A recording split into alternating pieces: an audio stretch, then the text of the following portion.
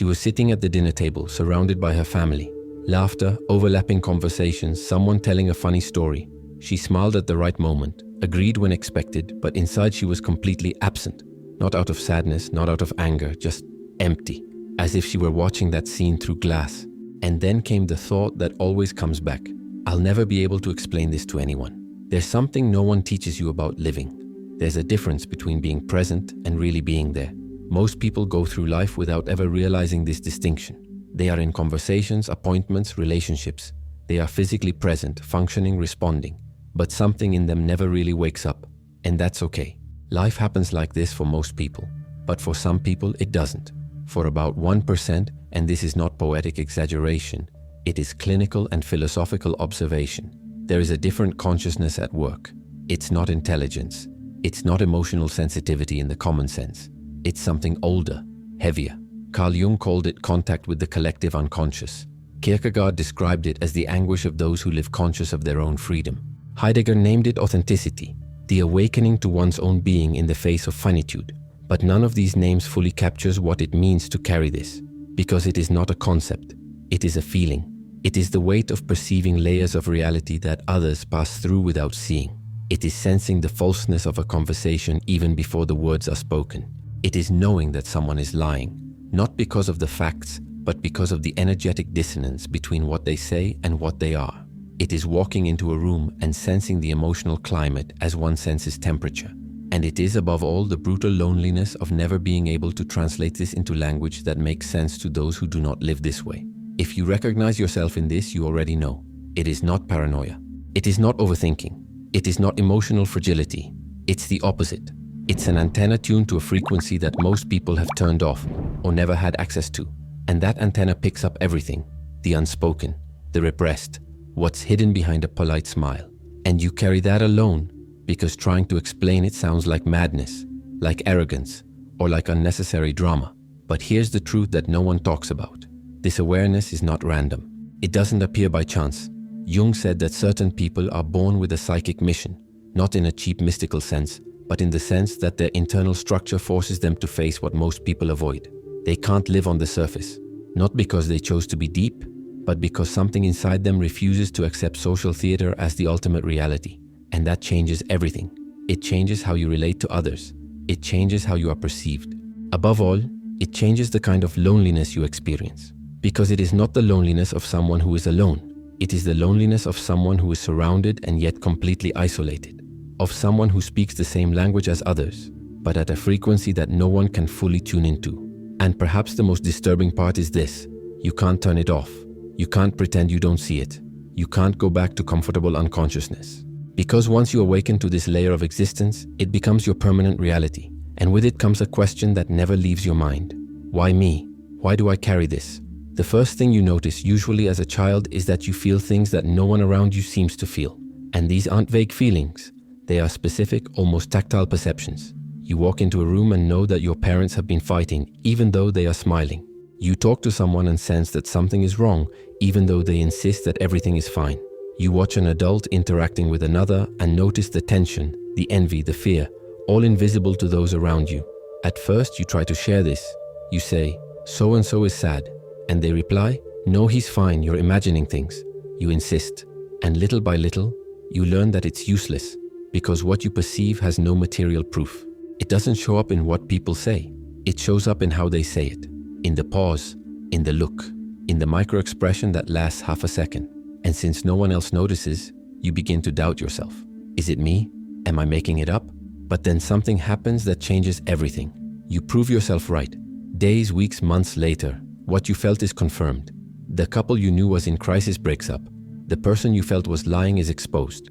The tense atmosphere you noticed explodes into open conflict. And then you realize, it wasn't imagination, it was perception. You were seeing something that already existed, but that had not yet become visible to others. Carl Jung called this sensitivity to the unconscious. He said that some people are born with a greater ability to access what is submerged, both in their own psyche and in that of others. It's not mediumship. It's not a special power. It's something simpler and heavier. It's living with fewer filters between the conscious and the unconscious. Most people have thick layers of repression, denial, rationalization. You don't, or you have much less. And because of that, what is hidden from others is glaringly obvious to you.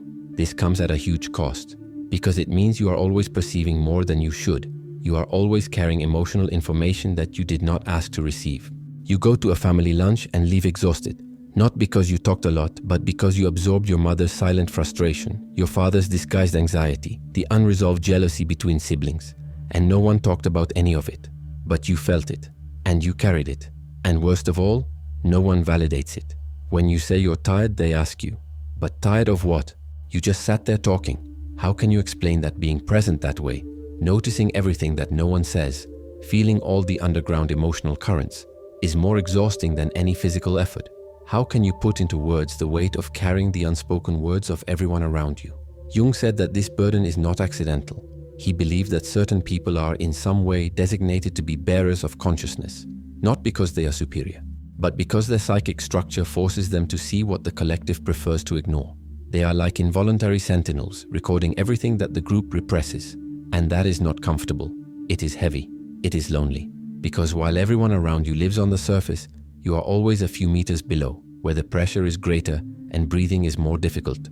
There are times when you wish you could turn it off. See things at face value, like everyone else. Believe the words without noticing the dissonance. Participate in conversations without feeling the polite lies that sustain them. But you can't, because perception is not a choice. It happens automatically. And once you see, you can't undo it. And perhaps the strangest feeling is this. You begin to feel responsible for what you perceive. As if by picking up on someone's unspoken pain, you now have to do something about it. But you don't know what. And the person didn't even ask for your help. So you just carry it. You absorb it. And it builds up until one day you realize you're overwhelmed with emotions that aren't even yours, but that have become yours because you were the only one who perceived them. There are days when you look around and think, how can people live so lightly? They laugh at jokes you find empty. They get excited about achievements that you see as superficial. They sleep peacefully while you spend the night replaying conversations, trying to understand what was really going on behind the words. And you wonder if there's something wrong with you, if you shouldn't just accept things as they appear, without this compulsive need to dig deeper. But you can't, because your mind doesn't work that way. It doesn't accept the first layer as sufficient. It needs to dig deeper. It needs to understand. It needs to find the thread that connects what is said with what is felt. And that need is exhausting, because most human interactions operate on two simultaneous levels: what is socially acceptable to say and what is really going on. And while most people are content to inhabit only the first level, you constantly live in both. And this constant duplicity drains you. It's as if you were an involuntary translator. People speak one language and you hear another. They say, I'm fine. And you hear, I'm holding myself together so I don't fall apart. They say it was good to see you, and you hear, this interaction made me uncomfortable. And you can't turn off this translation. It happens automatically. And with it comes all the emotional weight of what is really being communicated. And here's what no one told you. That weight accumulates. It doesn't disappear when you leave the room. It doesn't evaporate when the conversation ends. It stays. It sticks. And you spend days, sometimes weeks, carrying other people's emotional pain inside you, as if it were your own. And often you can no longer distinguish what is yours and what you have absorbed from others. That's why you need so much time alone. Not because you're antisocial, but because you need to cleanse yourself. You need to separate your own emotions from the emotions you've picked up in the world. You need silence so that all this accumulated emotional information can finally settle. And even then, it's often not enough. This is the first layer of rare consciousness, the weight of perceiving the invisible. And with that weight comes a question that will haunt you for the rest of your life. If I'm the only one who sees this, is the problem with me or with others? But perception alone doesn't explain everything. Because there are sensitive people who still manage to fit in, who perceive but learn to ignore, who feel but choose not to process. What sets the 1% apart is not just perceiving. It's not being able to not process. It's being unable to live on the surface, even when it would be more comfortable. Jung called this process individuation. And when you hear the word for the first time, it may sound like something grand, like a heroic journey. But the truth is much harsher. Individuation is not enlightenment. It is separation. It is the moment when you realize that you can no longer follow the collective script, not because it is wrong, but because for you it has become impossible to inhabit. Think about how most people live. They follow invisible tracks. Study, work, marry, have children, retire, die. And within these tracks there is room for variation. You can choose your career, your partner, your lifestyle. But the general structure is set, and most people accept it without question, not because they are stupid, but because the structure works for them. It offers security, belonging, meaning. But for those who carry this different awareness, the structure is not enough. Not because you are rebellious or want to be special, but because something inside you sees the arbitrariness of it all. You see that what they call success is just a collective agreement. You see that what they call normality is just mindless repetition. And once you see the social construct behind it all, you can no longer act as if it were natural. Kierkegaard described this as existential angst. He said that most people live in what he called the aesthetic, absorbed by external experiences, social roles, distractions. But some people wake up to the existential, to the fact that they are choosing who they are at every moment. And that awareness of freedom is terrifying, because it means you can no longer blame anything. You can no longer say that's just the way things are. You know that things are how you make them. And that awareness exiles you, not physically, but psychically. Because while the people around you follow scripts without thinking, you hesitate at every step. While they assume ready-made identities, I'm a doctor, I'm a mother, I'm successful, you question all identities. You realize that any role you take on will always be just that, a role, and it will never completely capture who you are. This creates an insurmountable distance.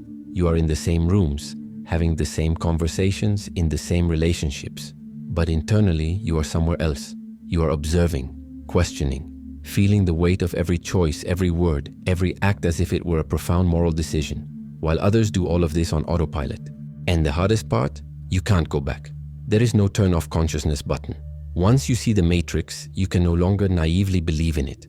It's like waking up from a collective dream while everyone around you is still asleep. And when you try to explain what you saw, they look at you strangely.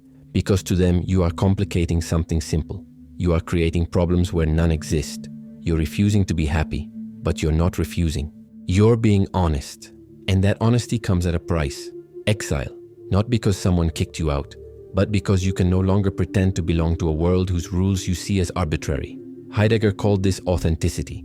He said that most people live in impersonal mode, doing what one does, thinking what one thinks, following what everyone follows. But some people awaken to their own being. And when that happens, they realize that they need to build their own existence from scratch. No guarantees, no map, just the naked awareness of their own finitude and their own freedom. And that is lonely, deeply lonely, because while everyone around you has the company of collective certainty, you have only your questions. While they have the security of belonging, you have only the truth. And the truth you have discovered does not warm you as much as shared illusion. You can even try to go back. Try to force yourself to fit back into the scripts, the expectations, the empty conversations. But it doesn't work, because now you know too much. You've seen the mechanism behind the curtain, and once you've seen it, every attempt to pretend you haven't seems like a betrayal of yourself. And that betrayal hurts more than loneliness. Jung said that individuation is not optional for certain people. It is not a conscious choice you make on a Sunday morning. It is a calling. Something inside you simply refuses to live unconsciously. And when you try to repress that calling, when you try to return to the collective sleep, your psyche rebels. You get sick, you get depressed, you feel like you are dying inside. Because you are. You are killing the part of yourself that has awakened, and it does not accept dying quietly. It screams through anxiety, through emptiness, through the persistent feeling that you are living the wrong life, until you finally accept it. There is no way back. There is only the way forward. And that path is lonely, but it is the only one that keeps you truly alive. And perhaps the most painful thing is realizing that the people around you don't understand why you can't just relax and enjoy life. They don't understand that for you, enjoying life requires depth. It requires truth. It requires authenticity. And that living without it is not living. It's just existing. It's spending your days fulfilling functions, but never really inhabiting your own life. That's why the exile. That's why the loneliness. Not because you chose it, but because your psyche won't accept anything less than the real. And the real most of the time is hidden under layers of social performance that you can no longer sustain. And then something strange starts to happen. People react to you in ways that don't make sense. You walk into a room and feel the mood change. Not because you did anything, but simply because you are there. Some people get nervous, others get defensive. Some try to impress you for no apparent reason, and others simply avoid you, as if your presence carries something they don't want to face. At first you think it's paranoia. I'm imagining things, but you're not. Because it happens repeatedly, in different contexts, with different people. and it always follows the same pattern. Your presence, without you doing anything at all, awakens something in people. Something they can't name, but they feel it. Jung explained this through the concept of projection and shadow. He said that each person carries within themselves a shadow, everything they have repressed, denied, or hidden about themselves. And that shadow doesn't disappear. It remains there, operating in the unconscious, influencing behaviors, creating patterns. Most people manage to keep their shadow dormant because they live surrounded by other people who are equally dormant. Everyone tacitly agrees not to look at what is hidden. But when you walk into a room, something different happens. Your presence, that more awakened consciousness, that authenticity you carry even without meaning to, acts like a mirror. And not an ordinary mirror, which reflects only the surface. A mirror that reflects what lies beneath, the contradictions, the lies people tell themselves, the emptiness they fill with constant movement, the falsehood they sustain in order to be accepted. And people hate that, not consciously. They don't think, this person is showing me my shadow and I don't like it. It's more visceral. It's a feeling of discomfort, of tension, of being seen in a way they haven't authorized. That's why they get defensive. That's why they accuse you of being too intense, or weird, or difficult. Because being around you forces them to feel things they spend their whole lives trying not to feel. Sartre talked about the gaze of the other, how the presence of another person objectifies us, exposes us, makes us aware of ourselves in uncomfortable ways. But with you, this effect is amplified, because you're not just looking, you're seeing. And people feel the difference. They feel like they can't hide anything from you, that their masks are transparent, and that terrifies them. That's why this painful pattern happens. People open up to you. Suddenly, without warning, they start telling you things they don't tell anyone else. Secrets, fears, pain they've kept inside for years, and you didn't ask for it. You were just there, present, and something in your energy created a space where they felt safe to finally take off their mask. And you welcome them. You listen. You hold that moment with care, with empathy, without judgment. And for a few hours or a few days, there's a real connection. Deep. The kind most people spend their entire lives searching for. And then they disappear. They stop responding to messages. They avoid meeting you. They act as if nothing happened. And you are confused, hurt, wondering what you did wrong. But you didn't do anything wrong. What happened was that they saw themselves reflected in you. They opened up. And the next day when they woke up and went back to their normal lives, they regretted it.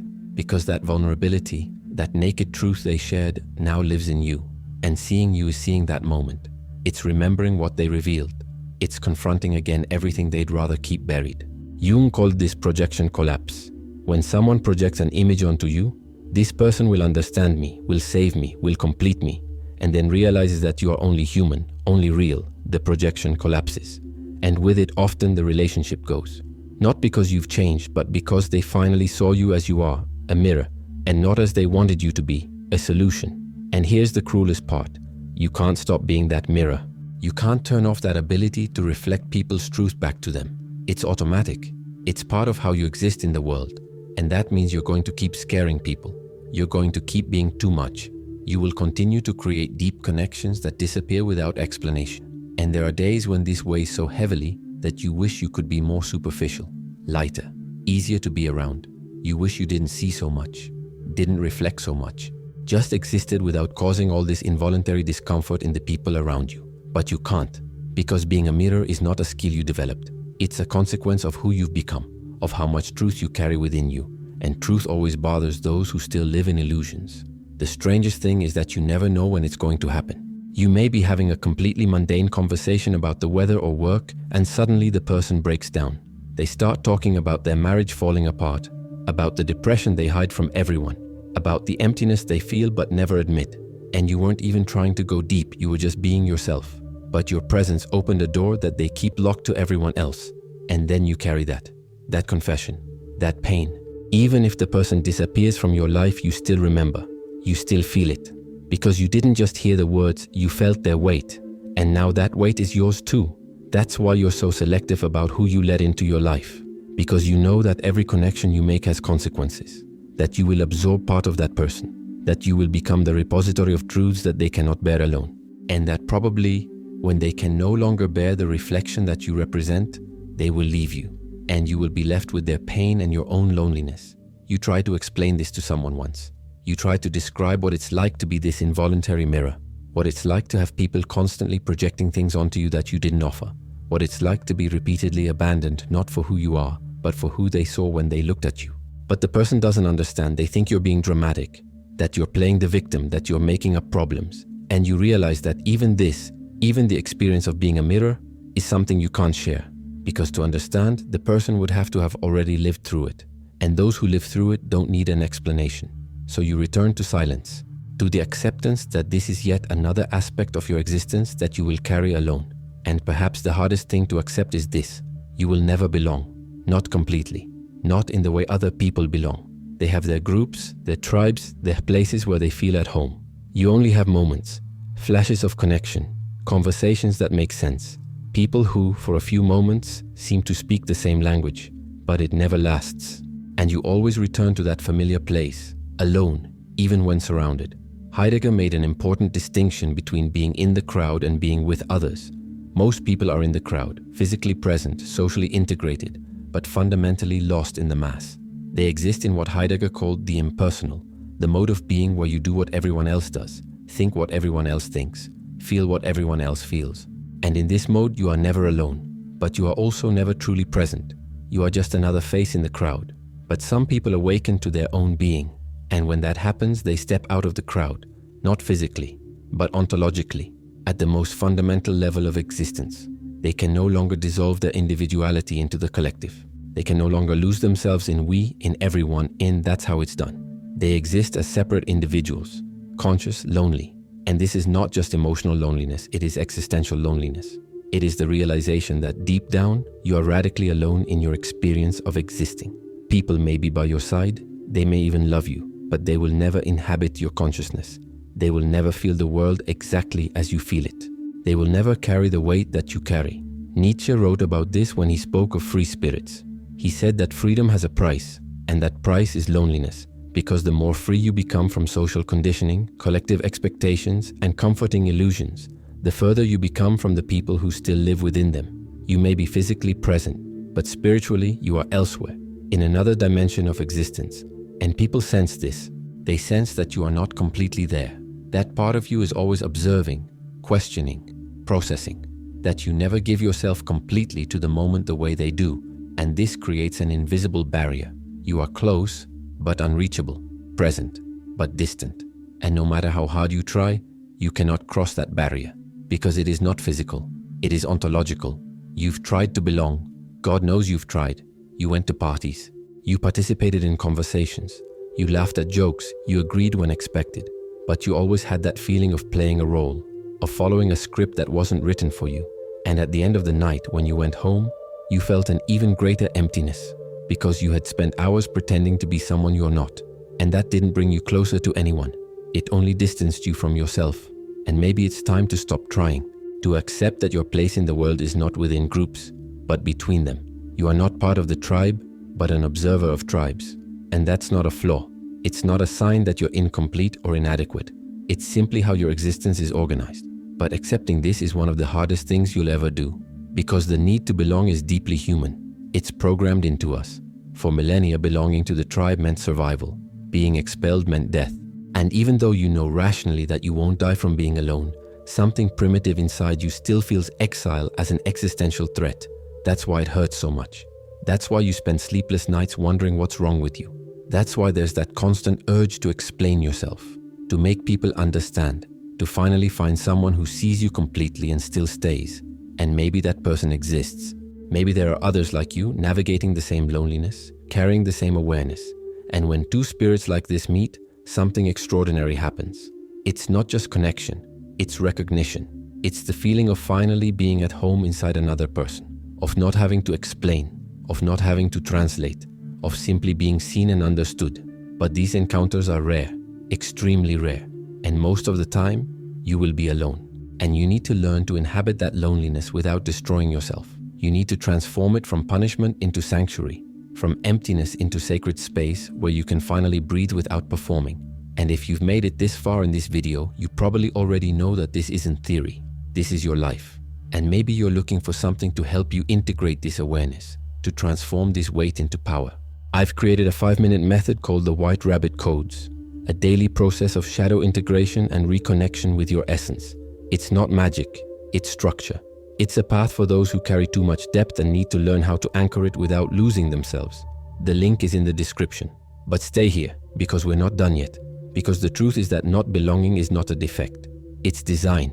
You weren't made to fit into ready-made molds. You were made to question them, to transcend them, to show that there is another way of existing. And that comes at a cost. But it also has meaning. You don't belong because you shouldn't belong. Because your role is not to dissolve into the collective. It is to remain conscious while the collective sleeps. And that is lonely. But it is also sacred. There are days when you look around and see everyone laughing, connected, seemingly happy within their groups. And you feel a strange envy. Not envy of their happiness, but envy of the ease, of the ability to simply be there, without questioning, without analyzing, without feeling the weight of each interaction. You wish you could turn off that awareness for a few hours, to be as light as they seem to be. But then you remember, you've tried to live like that, and you almost died inside, because turning off your consciousness doesn't make you lighter. It makes you empty. It makes you fake. It makes you a traitor to yourself. And that betrayal hurts more than any loneliness. So you accept it, not with joy, not with celebration, but with a kind of bitter peace. You accept that your path is different, that your journey is lonelier, that you will spend more time alone than accompanied. And that doesn't mean you failed. It just means you woke up too early, or too late, or at the wrong time. But you woke up. And now you have to live with the consequences of that wakefulness. And perhaps one of the quietest frustrations is this: you can't explain it. No matter how many words you use, how many metaphors you construct, how many times you try to describe what you feel, something always gets lost in translation. And you end the conversation with that feeling of not being understood. Again, people hear your words, but they don't grasp what's underneath the words. They don't feel the weight, the texture, the depth of what you're trying to communicate. To them, you're just overthinking or complicating things, because they live on the surface of language, where words mean exactly what they say and nothing more.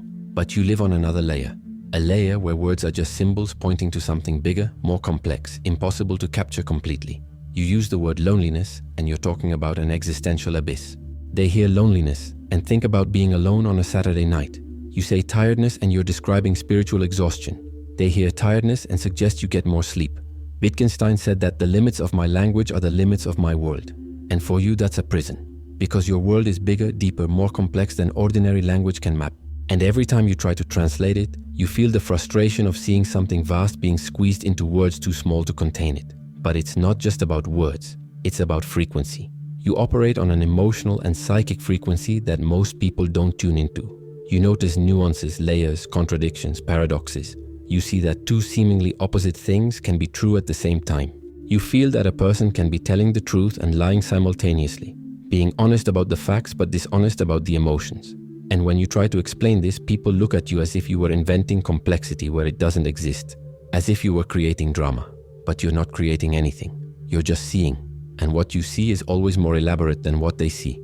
So over time, you stop explaining. You stop trying to make people understand. You learn to translate your internal experience into something palatable, something they can process without discomfort. You say, I'm tired, instead of I'm existentially drained. You say, I need some time alone, instead of I need to disconnect from the empathic overload I've absorbed from everyone around me. You learn to live in constant translation, and that in itself is exhausting. But here's what's most painful.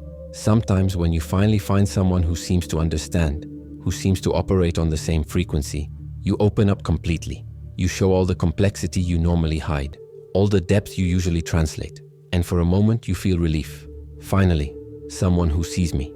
And then you realize that this person can't sustain it either, that the intensity of your truth is too much, that even those who seemed capable of understanding have a limit.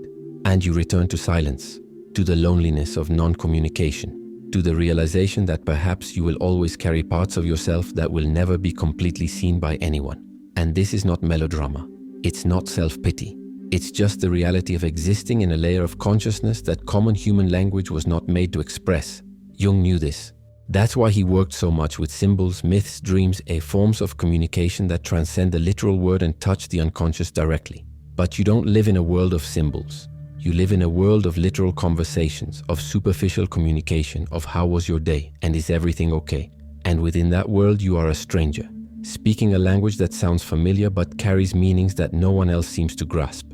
That's why you feel so alone. Not because there are no people around you, but because there is no one who speaks the language you speak fluently. And living like this is like being permanently misunderstood, permanently mistranslated, permanently reduced to a simpler version of who you really are. There are times when you want to scream. You want to grab someone by the shoulders and say, "You don't understand, that's not what I meant, it's deeper, it's more complex, it's more real than that." But you don't scream, because you know it won't help, that the misunderstanding doesn't come from ill will, it comes from limitation. They simply don't have access to the layer where you live, and so you remain silent. You smile, you agree, and you remain alone within your own experience, knowing that most of what you really think and feel will never find adequate expression in the outside world. This is perhaps the deepest loneliness of all. Not the loneliness of being physically alone, but the loneliness of being emotionally and intellectually incommunicable, of knowing that you could talk for hours and still not be able to make someone feel what you feel, of realizing that the distance between you and others is not physical, it is linguistic, it is existential, it is insurmountable, and you learn to live with it, because you have no choice. You develop a kind of emotional bilingualism, a version of yourself for the outside world, simplified, translated, palatable, and a version of yourself for the inner world, complete, complex, true. And you navigate between these two versions constantly, switching languages depending on who you're talking to, choosing your words not for the truth they carry, but for the other person's ability to bear them.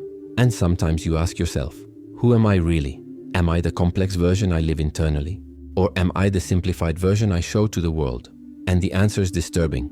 You are both, and neither, because the complete truth of who you are does not fit into any language, not even your own. You remember moments when you tried to be completely honest, when you tried to say exactly what you felt, without a filter, without translation, and you saw the discomfort on the other person's face. You saw the exact moment when you became too much, when your intensity exceeded the limits of what is socially acceptable, and you learned to measure, to gauge, to control. But controlling is not the same as communicating. And deep down you know you were never really heard, never completely understood, and maybe you never will be, because human language has limits, and you exist beyond those limits, not by choice, but by nature. And here's a truth that no one prepared you to face. The people who approach you rarely want you. They want what you represent, the depth you carry, the clarity you offer, the light you emit, but they don't want the whole person. They just want the part that serves them. At first it seems like love. It seems like genuine admiration. They say things like, "You're so different," or "I've never met anyone like you," or finally, "Someone who understands me." And you believe them. Because you were searching too. You wanted to be seen too. You dreamed of someone who could handle all your intensity without backing away. But then something changes. Subtly, almost imperceptibly. They start making requests, small suggestions. Don't you think you should be a little less serious? Could you try to smile more? Do you really need to analyze everything so much? And you realize they don't want you as you are. They want you as a projection, as an idealization, as a solution to their emptiness. Jung wrote extensively about this. He called it the projection of unmet needs. When someone carries an inner emptiness, a lack of purpose, a lack of depth, a lack of authenticity, and finds someone who seems to have these qualities, they don't relate to the real person. They relate to the projection, to the fantasy that this person will fill what is missing in them. And that creates a destructive dynamic, because you can't fill anyone's emptiness. You can offer presence, you can offer truth, you can offer connection, but you can't be the solution to someone else's lack of life. No one can. And when they realize this, when the projection collapses and they finally see you as human, as limited, as incapable of saving them, disappointment sets in. And with disappointment comes anger, because you betrayed the fantasy. You didn't behave like the character they created in their heads. You were just you. And that to them seems like a failure. Buber, the philosopher of dialogue, made a fundamental distinction between two types of relationships, I-you and I-it. In the I-you relationship, you relate to the other as a subject, as a complete person, with respect, presence, reciprocity. In the I-it relationship, you treat the other as an object, as a means to an end, as a tool to satisfy your needs. And most people who approach you can only manage an I-it relationship. They don't want to know you. They want to use you. They want your wisdom, but not your pain. They want your light, but not your shadow. They want the comfort of your presence, but not the responsibility of reciprocating. And you feel it. You feel when someone is sucking your energy without giving anything in return. You feel it when the relationship is one-sided. When you are always listening, always welcoming, always holding the emotional space, but you are never heard, never welcomed, never received the same care you offer. And And worst of all, when you try to set boundaries, when you try to say, I need support too, they react with surprise or offense, as if you had broken an implicit agreement, as if your role were only to give, never to receive, as if you didn't have the right to have needs because you are strong, deep, conscious. But you do have needs.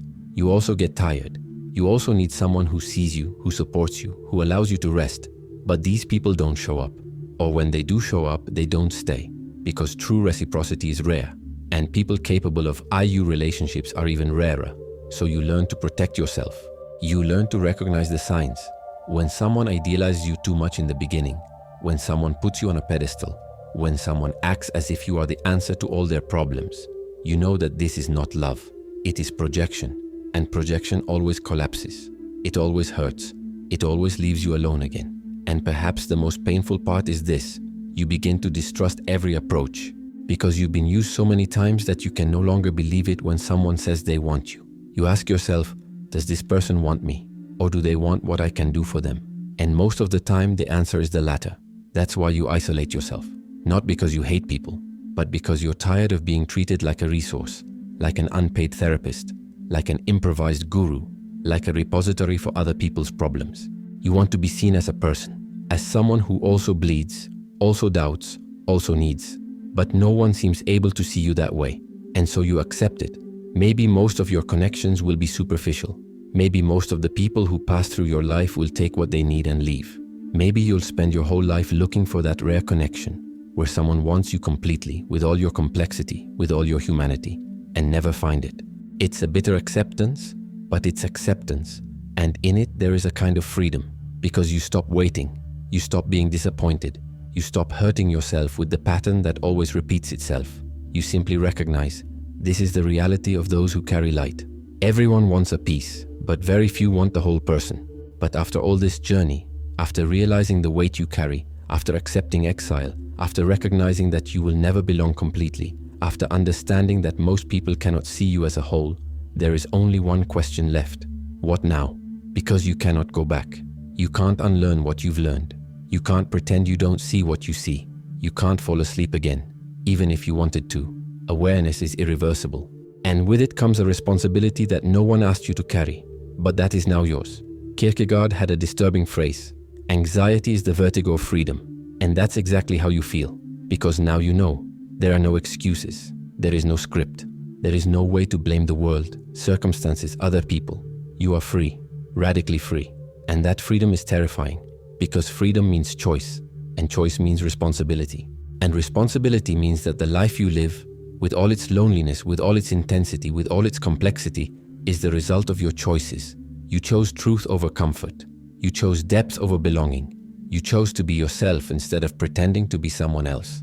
And those choices have consequences. The main one, loneliness. But not the sad, empty, desperate kind of loneliness. Conscious loneliness. The loneliness of someone who knows they are alone because they can no longer inhabit false spaces. Because they can no longer sustain superficial relationships. Because they can no longer live a life that is not their own. And here's the twist that no one tells you. This loneliness can become a sanctuary. It can cease to be punishment and become choice. Because when you finally stop trying to fit in, when you stop explaining yourself, when you stop seeking external validation, something changes. You begin to inhabit your own existence fully. No excuses, no masks, no translation. Jung said that the goal of individuation is not to be accepted by the collective. It is to become whole. It is to integrate all parts of yourself, light and shadow, strength and fragility, truth and contradiction. And when you become whole, something interesting happens. You stop needing others to complete you. You stop looking in others for what can only be found in yourself. And that's not selfishness. It's not closing yourself off. It's psychological maturity. It's the difference between seeking connection out of need and seeking connection out of fulfillment. When you are whole, your relationships are no longer about filling a void. They become about sharing. You don't need the other person. You choose the other person. And that difference changes everything. But getting to that point takes work. It requires facing your own shadow. It requires integrating the parts of yourself that you have also repressed. Because you are not just light. You also have anger, envy, fear, weakness. And if you want to be whole, you need to accept all of that. You need to stop seeing yourself as the conscious as opposed to the unconscious. You need to recognize that you are also human. You also fail. you also get lost. And when you integrate this, when you stop putting yourself above others and recognize that you are also in process, something softens. Loneliness becomes less heavy. Exile becomes less painful because you are no longer at war with the world. You are just living your life as honestly as possible, knowing that this honesty has a cost, but also has an inestimable value. Nietzsche wrote, "He who has a why to live can bear almost anyhow." And maybe that's the secret. It's not about finding belonging. It's not about being understood by everyone. It's not about stopping feeling lonely. It's about finding a why so strong, so true, so yours, that loneliness becomes just a detail along the way, not the destination, just part of the journey. And your why? Maybe it's to live authentically. Maybe it's to create something that matters. Maybe it's simply not to betray who you are, even when it would be easier to pretend.